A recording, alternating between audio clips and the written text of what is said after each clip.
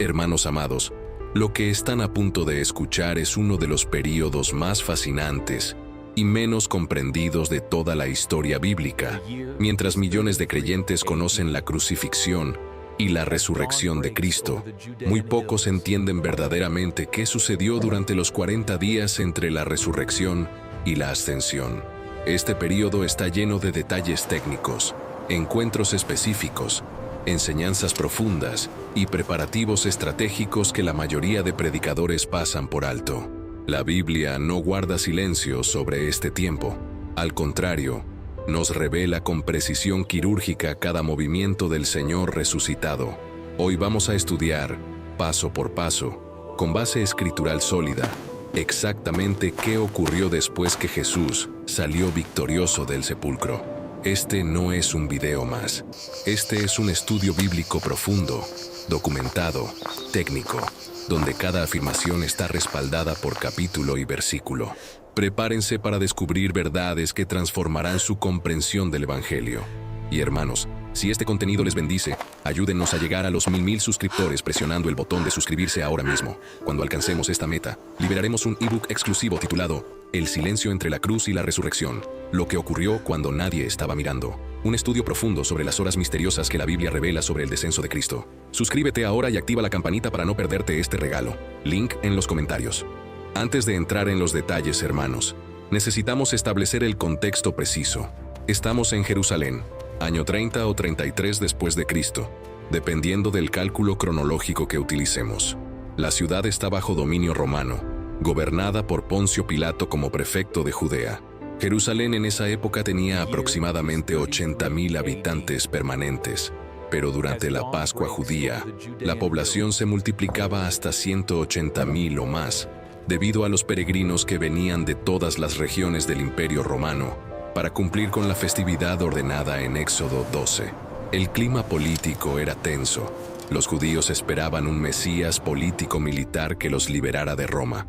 Los fariseos controlaban las sinagogas. Los saduceos controlaban el templo y el Sanedrín. Los zelotes planeaban rebeliones. Y en medio de este caldero político y religioso, Jesús acababa de ser ejecutado públicamente como un criminal. Pero algo inesperado está por cambiar todo. El sepulcro vigilado por soldados romanos profesionales está vacío. Y lo que viene después revolucionará la historia humana para siempre. Desarrollo principal. La primera aparición. María Magdalena en el huerto. El primer encuentro documentado con Cristo resucitado ocurre en un momento muy específico. Marcos 16:9 nos dice con precisión: habiendo pues resucitado Jesús por la mañana, el primer día de la semana, apareció primeramente a María Magdalena, de quien había echado 7 demonios. Hermanos, noten los detalles técnicos aquí. No dice un domingo cualquiera, dice el primer día de la semana, que en el calendario judío es el día después del sábado, es decir, domingo muy temprano, cuando todavía estaba oscuro según Juan 20:1. María Magdalena llega al sepulcro llevando especias aromáticas, según la costumbre judía de embalsamamiento. La práctica requería mirra, aloe y otras sustancias que se aplicaban en cantidades masivas. Nicodemo había traído aproximadamente 34 kilos de estas especias según Juan 19:39. Esto no era poca cosa, era un funeral digno de realeza. Pero cuando María llega, el sepulcro está vacío. En Juan 20:11-16 tenemos el diálogo completo. Ella está llorando, confundida. Ve a alguien que piensa es el hortelano, el encargado del huerto donde estaba la tumba. Es el detalle que revela que este no era un cementerio público, sino un jardín privado, propiedad de José de Arimatea, un hombre rico del Sanedrín que había cedido su propia tumba nueva. Jesús le dice María, una sola palabra, y ella responde Raboni, que en arameo significa maestro mío, con un grado de intimidad y reverencia superior a simplemente rabí. Aplicación práctica. Cristo resucitado se revela primero a una mujer, en una cultura donde el testimonio femenino no tenía validez legal. Esto demuestra que el reino de Dios opera con principios diferentes a los sistemas humanos. Dios honra a los fieles, no a los socialmente aceptados. El reporte a los discípulos y la incredulidad inicial. Marcos 16, 10, 11 registra: Yendo ella, lo hizo saber a los que habían estado con él, que estaban tristes y llorando. Ellos, cuando oyeron que vivía y que había sido visto por ella, no lo creyeron. Hermanos, esto es crucial. Los propios discípulos, que habían caminado 3 años y medio con Jesús, que habían escuchado sus profecías sobre su muerte y resurrección, no creyeron el testimonio inicial. ¿Por qué? Porque el concepto de resurrección corporal, física, literal, no era algo esperado ni comprendido. Los fariseos creían en resurrección futura, en el día final. Los saduceos no creían en resurrección en absoluto, según Hechos 23:8. Pero nadie en Israel esperaba que un individuo resucitara en medio de la historia, antes del juicio final. La palabra griega usada aquí para "no lo creyeron" es epistún, que implica rechazo activo, no solo duda pasiva. Ellos descartaron el testimonio conscientemente. Detalle técnico: en el sistema legal judío de la época, se requerían 2 o 3 testigos varones para validar cualquier testimonio legal, según Deuteronomio 19:15. El testimonio de María, aunque verdadero, no cumplía con estos requisitos legales humanos. Por eso Dios multiplicaría las apariciones con múltiples testigos en las horas siguientes. La aparición a las mujeres en el camino, Mateo 28, 9, 10, registra una segunda aparición ese mismo día. He aquí, Jesús les salió al encuentro diciendo: «Salve», y ellas, acercándose, abrazaron sus pies y le adoraron. Entonces Jesús les dijo: «No temáis, id, dad las nuevas a mis hermanos para que vayan a Galilea y allí me verán». Este encuentro ocurre mientras un grupo de mujeres regresaba del sepulcro. El texto griego usa ekrastesan, que significa «se aferraron con fuerza a sus pies». Hermanos, esto demuestra algo fundamental. Jesús tenía un cuerpo físico, tangible. No era un fantasma o una visión espiritual. El detalle de «abrazaron sus pies» también muestra la postura de adoración extrema en la cultura oriental. No era simplemente arrodillarse, era postrarse completamente, con la cara cerca del suelo, tomando los pies de la persona como acto de suprema reverencia. Jesús les da una instrucción específica: vayan a Galilea. ¿Por qué Galilea? Porque allí era donde había comenzado el ministerio público de Cristo 3 años antes. Galilea representaba los comienzos, el punto de partida. Era volver al origen para un nuevo comienzo. Aplicación espiritual. Cuando Dios quiere hacer algo nuevo en nuestras vidas, frecuentemente nos lleva de regreso al punto donde comenzó nuestra fe, para recordarnos de dónde nos sacó. La aparición a Pedro, el encuentro privado, Lucas 24:34, hace referencia a algo extraordinario. Ha resucitado el Señor verdaderamente y ha aparecido a Simón. 1 Corintios 15:5 confirma, y que apareció a Cefas y después a los 12. Hermanos, aquí hay un encuentro privado, personal, que no está documentado en detalle en los evangelios. Cristo resucitado se apareció a Pedro individualmente, en algún momento de ese primer día. ¿Por qué era necesario este encuentro privado? Porque Pedro había negado a Jesús 3 veces, según Marcos 14, 66, 72. La última vez que Pedro había interactuado con Jesús fue cuando lo miró desde lejos durante el juicio, y Pedro salió y lloró amargamente. Pedro necesitaba restauración personal. No podía funcionar como líder de los apóstoles cargando la culpa y vergüenza de su negación. Este encuentro privado fue terapéutico, restaurador, preparatorio. Detalle técnico: en la cultura judía de honor y vergüenza, una ofensa pública requería restauración pública.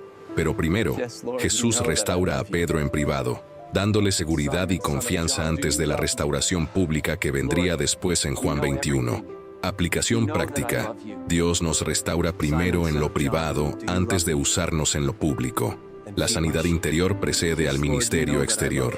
Los discípulos de Emaús, el estudio bíblico. Caminando Lucas 24, 13, 35, nos da uno de los relatos más detallados y hermosos.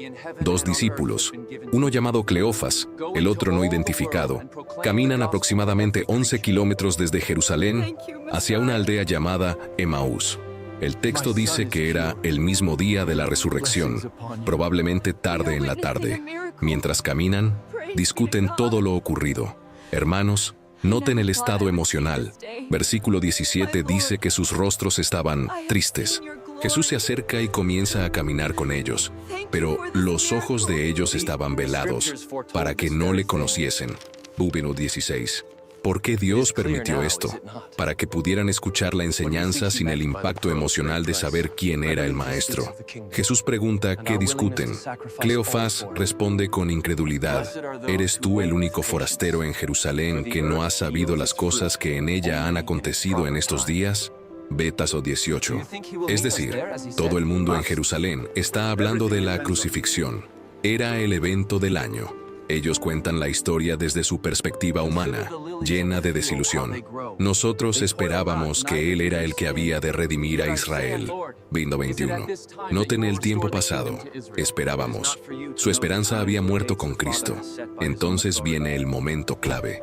Versículo 25, 27.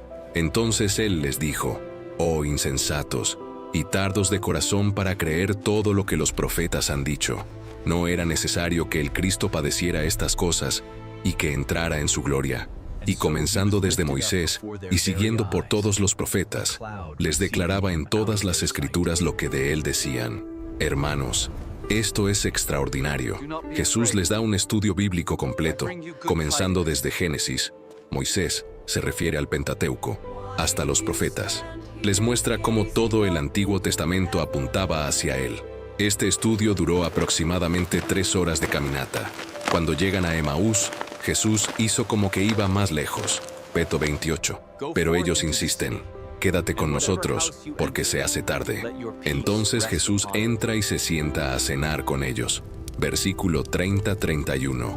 Y aconteció que estando sentado con ellos a la mesa, tomó el pan y lo bendijo, lo partió y les dio.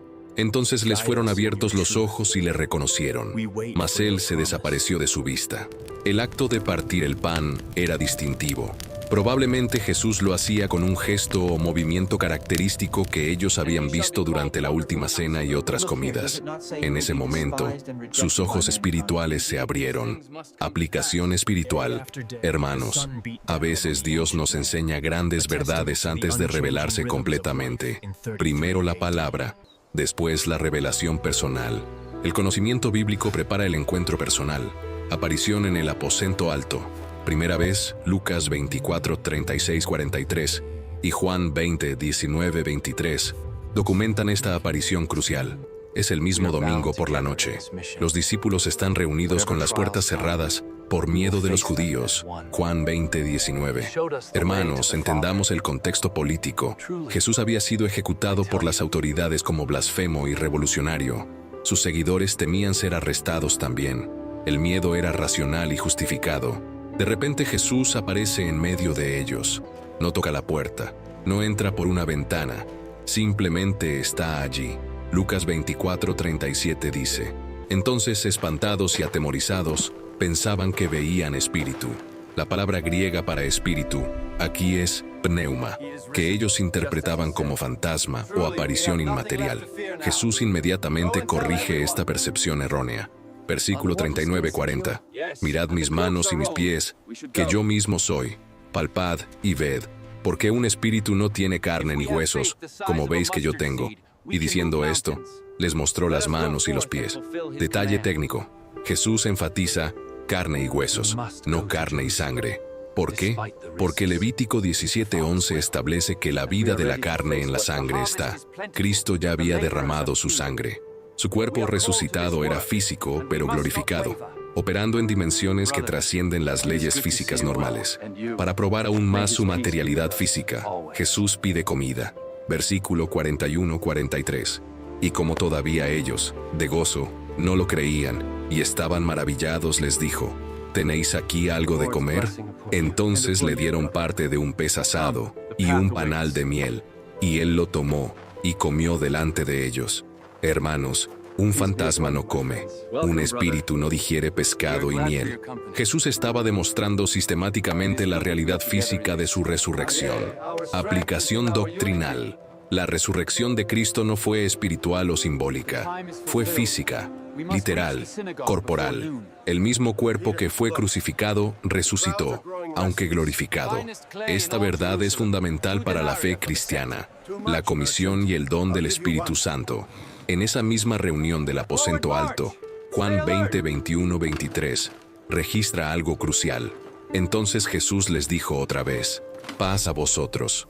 Como me envió el Padre, así también yo os envío. Y habiendo dicho esto, sopló y les dijo: recibid el Espíritu Santo. A quienes remitiereis los pecados, les son remitidos, y a quienes se los retuviereis, les son retenidos. Hermanos, aquí hay teología profunda. Jesús establece la continuidad de la misión. Como me envió el Padre, así también yo os envío. El ministerio de Cristo no termina con su resurrección. Se expande a través de sus discípulos. El acto de soplar es significativo. La palabra griega es enefisesen, que aparece solo aquí en el Nuevo Testamento. Es la misma palabra usada en la Septuaginta, traducción griega del Antiguo Testamento, en Génesis 2:7, cuando Dios sopló aliento de vida en Adán. Este es un momento de nueva creación. Los discípulos están recibiendo vida espiritual, capacidad divina para cumplir la misión. No es el mismo evento que Pentecostés en Hechos 2, sino una impartición preparatoria, una dotación inicial del Espíritu Santo. Detalle técnico: la autoridad para remitir o retener pecados no es personal, sino representativa. Al proclamar el Evangelio, los discípulos declaran las condiciones de Dios. Quien cree es perdonado, remitido. Quien rechaza permanece en pecado, retenido. Es autoridad para anunciar, no para decidir arbitrariamente. Tomás el dudoso. La segunda reunión en el aposento, Juan 20, 24, 25 nos dice: pero Tomás, uno de los 12, llamado Dídimo, no estaba con ellos cuando Jesús vino. Le dijeron pues los otros discípulos: al Señor hemos visto. Él les dijo: si no viere en sus manos la señal de los clavos, y metiere mi dedo en el lugar de los clavos, y metiere mi mano en su costado, no creeré. Hermanos, Tomás tiene mala reputación como el incrédulo, pero su actitud era científica, empírica. Él quería evidencia tangible. En una era sin fotografías, sin video, sin pruebas forenses, Tomás estableció criterios específicos: ver las marcas, tocar las heridas. 8 días después, es decir, el siguiente domingo, los discípulos están reunidos de nuevo, y esta vez Tomás está con ellos. Juan 20, 26 dice: llegó Jesús, estando las puertas cerradas, y se puso en medio y les dijo: paz a vosotros. Noten que otra vez las puertas están cerradas. Otra vez Jesús aparece sobrenaturalmente, pero ahora se dirige específicamente a Tomás. Versículo 27.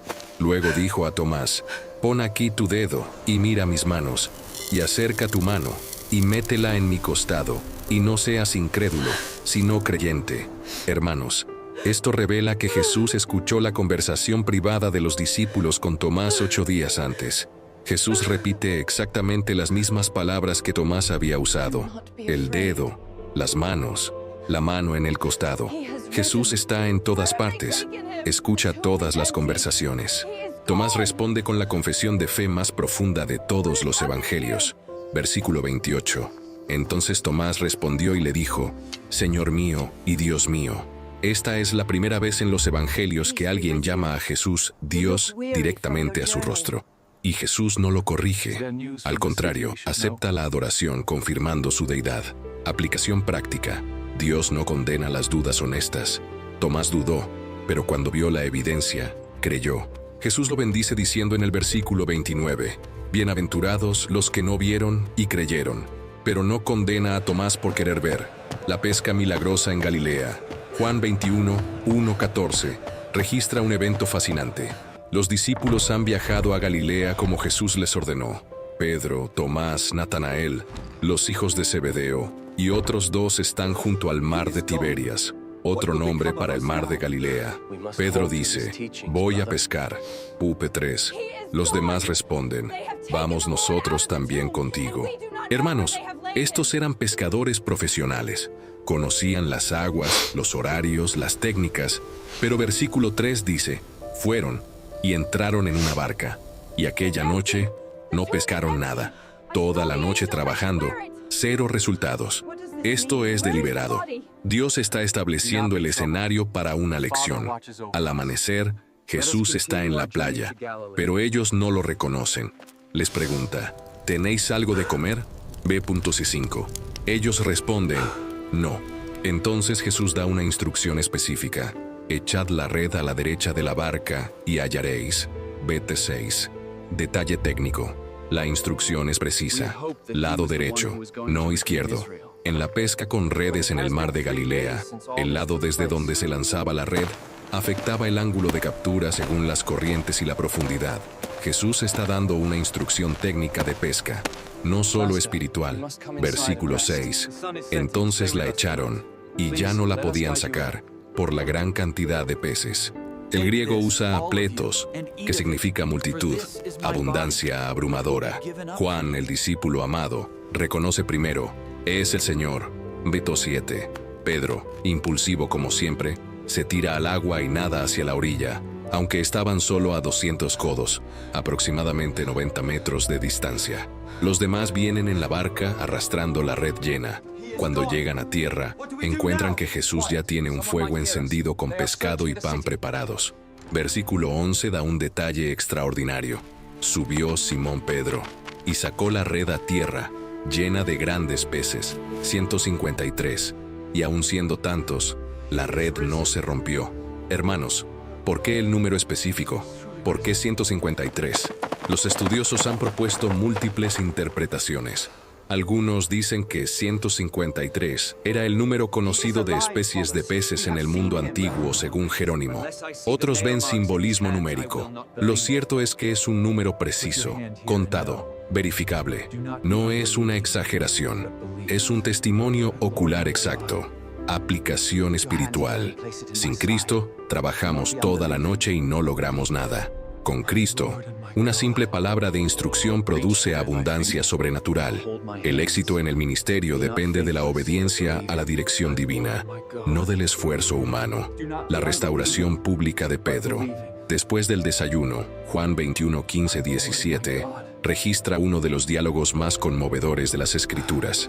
Jesús pregunta 3 veces, Simón, hijo de Jonás, ¿me amas? Hermanos, aquí hay profundidad teológica extraordinaria. En griego, Jesús usa 2 palabras diferentes para amar: agapao, amor divino, incondicional, y fileo, amor fraternal, afectivo. Primera pregunta, ¿me amas, agapao, más que estos? Es decir, ¿me amas con amor divino más que estos otros discípulos me aman? Pedro había presumido antes de la crucifixión, aunque todos se escandalicen de ti, yo nunca me escandalizaré. Mateo 26:33. Ahora humillado responde, Señor, tú sabes que te amo, fileo. Pedro no se atreve a usar la palabra para amor divino, solo puede afirmar amor fraternal. Segunda pregunta, Simón, hijo de Jonás, ¿me amas, agapao? Jesús quita la comparación con los demás, pero mantiene el estándar de amor divino. Pedro responde igual, Señor, tú sabes que te amo, fileo. Tercera pregunta, Simón, hijo de Jonás, ¿me amas, fileo? Aquí Jesús desciende al nivel de Pedro, usando su propia palabra. El versículo 17 dice, Pedro se entristeció de que le dijese la tercera vez, ¿me amas? Y le respondió, Señor, tú lo sabes todo, tú sabes que te amo. Detalle técnico. 3 preguntas corresponden a las 3 negaciones. Jesús está restaurando completamente a Pedro, borrando cada negación con una afirmación de amor.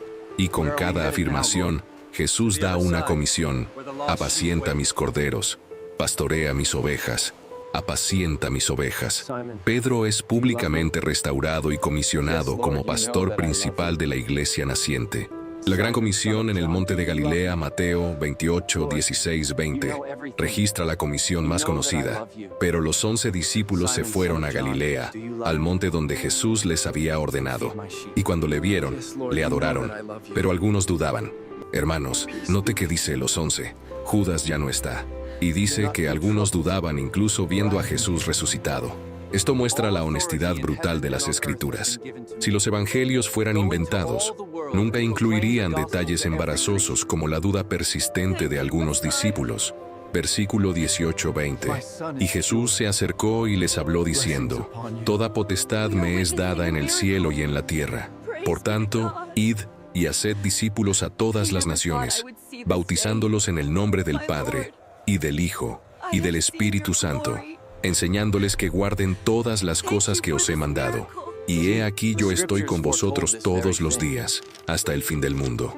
Amén. Esta es la gran comisión. Hermanos, analicemos la estructura. Fundamento de autoridad. Toda potestad me es dada.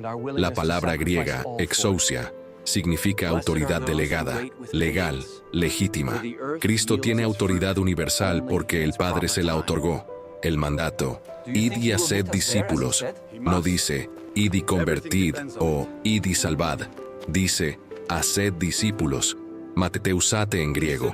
Un discípulo es un aprendiz comprometido, no solo un creyente nominal. El alcance, todas las naciones. Panta ta etne en griego. No solo judíos. Todas las etnias, todas las culturas, todos los pueblos, los medios, bautizándolos, enseñándoles. Dos participios en griego que describen cómo se hacen discípulos. Incorporación visible a la comunidad de fe. Bautismo e instrucción continua en obediencia. La fórmula trinitaria, en el nombre del Padre, y del Hijo, y del Espíritu Santo. Una sola preposición en, un solo nombre, singular, tres personas. Trinidad explícita. La promesa, yo estoy con vosotros todos los días hasta el fin del mundo. Presencia continua. No visitas ocasionales.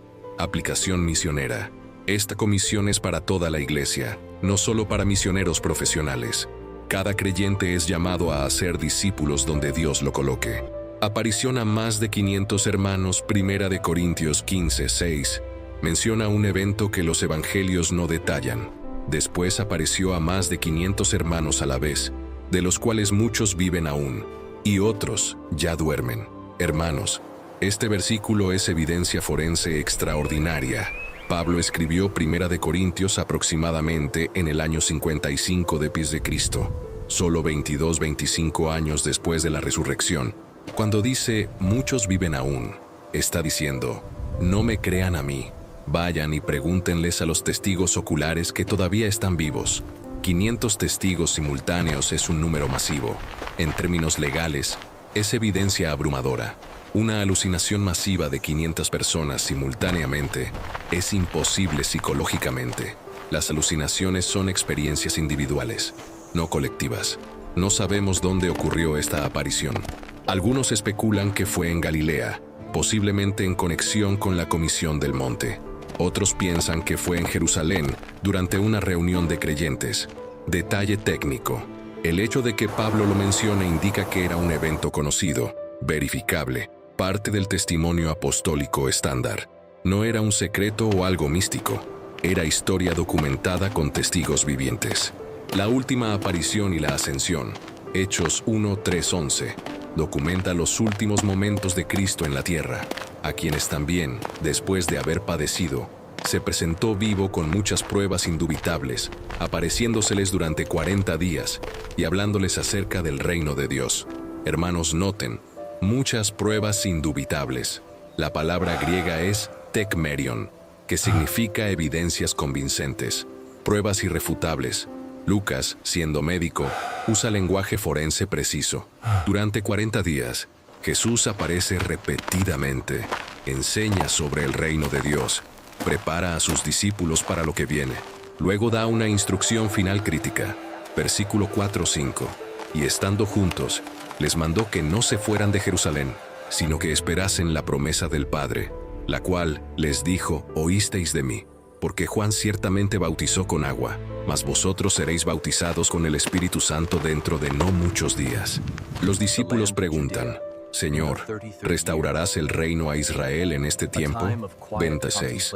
Todavía están pensando en términos políticos, esperando un reino terrenal inmediato.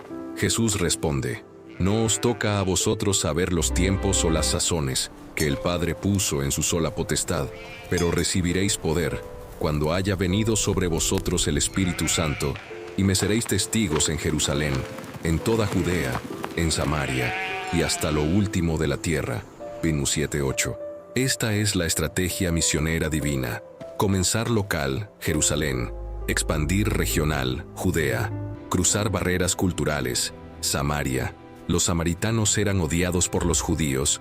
Alcanzar global, lo último de la tierra. Versículo 9-11. Y habiendo dicho estas cosas, viéndolo ellos, fue alzado, y le recibió una nube que le ocultó de sus ojos. Y estando ellos con los ojos puestos en el cielo, entre tanto que él se iba, he aquí se pusieron junto a ellos 2 varones con vestiduras blancas, los cuales también les dijeron: varones Galileos, ¿por qué estáis mirando al cielo? Este mismo Jesús, que ha sido tomado de vosotros al cielo, así vendrá como le habéis visto ir al cielo. Detalle técnico. La ascensión ocurrió en el Monte de los Olivos, según Hechos 1:12. Este monte está al este de Jerusalén, a aproximadamente 1 kilómetro de distancia. Tiene significado profético. Zacarías 14:4 profetiza que cuando el Mesías regrese, sus pies se posarán en el Monte de los Olivos. Los 2 ángeles prometen que Jesús volverá de la misma manera, es decir, visible, físico, desde el cielo, en las nubes. Esta es la promesa de la segunda venida. Conclusión y aplicación final. Hermanos amados, hemos recorrido sistemáticamente, con base escritural sólida, exactamente qué ocurrió después de la resurrección de Cristo. No fueron eventos místicos o simbólicos, fueron encuentros históricos, verificables, con múltiples testigos en ubicaciones específicas, con detalles técnicos precisos. ¿Qué nos enseña este periodo de 40 días? Primero, la resurrección de Cristo fue física y literal. Jesús comió, fue tocado, mostró sus heridas, caminó, habló. No fue una resurrección espiritual o simbólica. Segundo, Dios prepara a sus siervos antes de usarlos. Los 40 días fueron tiempo de enseñanza, restauración, preparación. Los discípulos necesitaban ser transformados de hombres temerosos a testigos valientes. Tercero, la misión de Cristo continúa a través de su iglesia. La gran comisión no es opcional, es el mandato final de nuestro Señor resucitado. Cuarto, el poder para cumplir la misión viene del Espíritu Santo, no del esfuerzo humano. Por eso Jesús les ordenó esperar en Jerusalén hasta recibir el poder de lo alto. Quinto, Cristo prometió volver. La ascensión no fue el final, sino el intermedio. Hay una segunda venida prometida, gloriosa, visible, cuando todo ojo le verá. Hermanos, la pregunta final no es si estos eventos ocurrieron. La evidencia histórica es abrumadora. La pregunta es, ¿qué vamos a hacer con esta verdad? Cristo murió por nuestros pecados, resucitó al tercer día, apareció a múltiples testigos, ascendió al cielo y prometió volver. Mientras tanto, nos ha comisionado a hacer discípulos de todas las naciones. Estás cumpliendo tu parte en la gran comisión. Estás viviendo como alguien que realmente cree en la resurrección. La resurrección de Cristo no es solo doctrina para creer, es poder para vivir. Cierre. Si este estudio bíblico profundo ha fortalecido tu fe, te invito a que dejes tu like en este video. Compártelo con otros creyentes que necesitan entender estos fundamentos históricos de nuestra fe. Y hermanos, no olviden, ayúdennos a alcanzar los 1000 suscriptores. Suscríbete ahora mismo y activa la campanita. Cuando lleguemos a esta meta, les entregaremos completamente gratis nuestro ebook exclusivo, El silencio entre la cruz y la resurrección, lo que ocurrió cuando nadie estaba mirando. Un estudio profundo y revelador sobre las horas misteriosas del descenso de Cristo que la Biblia documenta. Tu suscripción nos acerca más a esta meta, y tú recibirás este regalo que fortalecerá tu fe. Deja en los comentarios qué otro tema bíblico te gustaría que estudiáramos con este nivel de profundidad. Recuerda, la Biblia no es un libro de mitos o leyendas, es historia real, verificable, que cambió el curso de la humanidad para siempre. Que el Señor resucitado te bendiga, te guarde y te llene de su Espíritu Santo para ser testigo fiel donde Él te ha colocado. Hasta el próximo estudio, hermanos. Gracia y paz.